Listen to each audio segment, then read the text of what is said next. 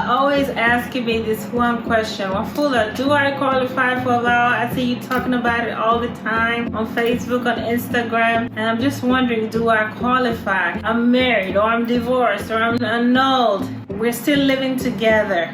Do I qualify? I'm here for it. Stick around. Shortly, we'll talk about what it takes to qualify for VAWA.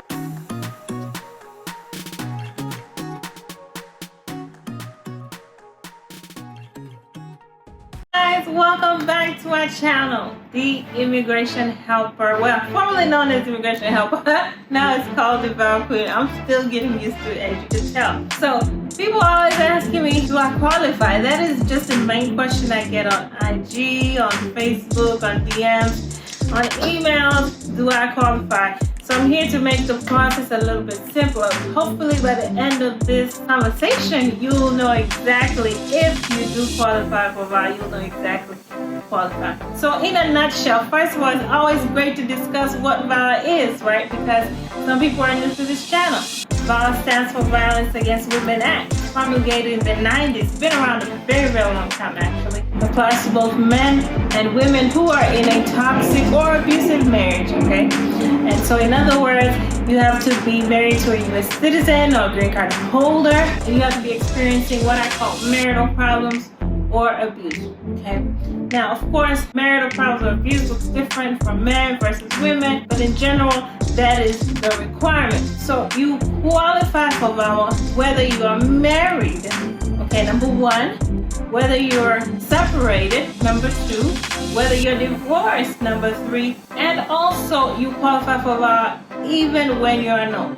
So under these four situations, you actually qualify for VAWA. This fourth category, annulment, is a bit tricky because if you know anything about legal terms, an annulment is different from a divorce. In legal terms, an annulment treats the marriage as if the marriage never existed.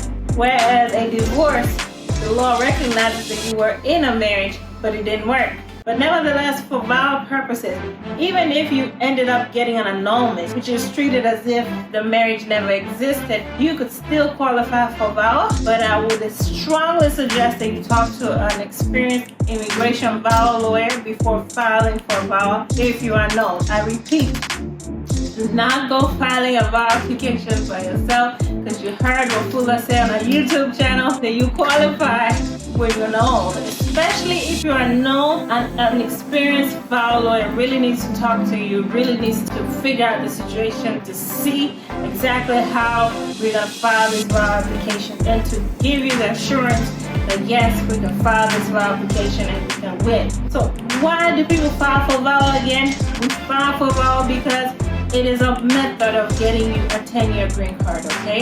You know anything about the law, you know that if you're married to a U.S. citizen spouse and they file for you, you would usually get a 2-year green card, conditioned on your ability at the end of 2 years to show you married this person for real. But with VAWA, it's not so. With VAWA, you go straight into a 10-year green card. We also file for VAWA for the purpose of getting a work permit. We file for VAWA for the purpose of getting a travel permit, okay? And we also file for VAWA for the purpose of protecting you from deportation, okay? So, if by the end of this conversation, this sounds like something you need, I think you need to call me.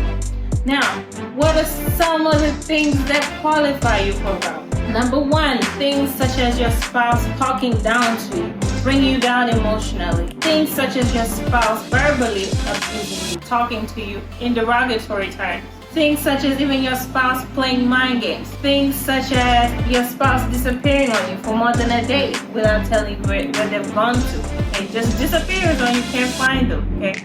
Things such as your spouse cheating on you. Things such as your spouse putting you at risk of STDs. Okay. Of course, the sexual abuse, financial abuse. There's all sorts of abuse, okay? But these are just some common examples. One of the things I look for in a consultation that make me understand this person definitely qualifies for VAWA, I look for threats. If your spouse constantly threatens to call immigration on you, threatens to divorce you, I'm looking for a spouse threatening to withdraw his petition for you. Not one of these things just qualifies you for VAWA. Usually it's a mixture of these things, okay? These are the things that when I see, I know we might have a good VAWA kit. Alright guys, long story short, you call me. If this sounds like you or someone you know, take care. I'll see you next week. Bye-bye.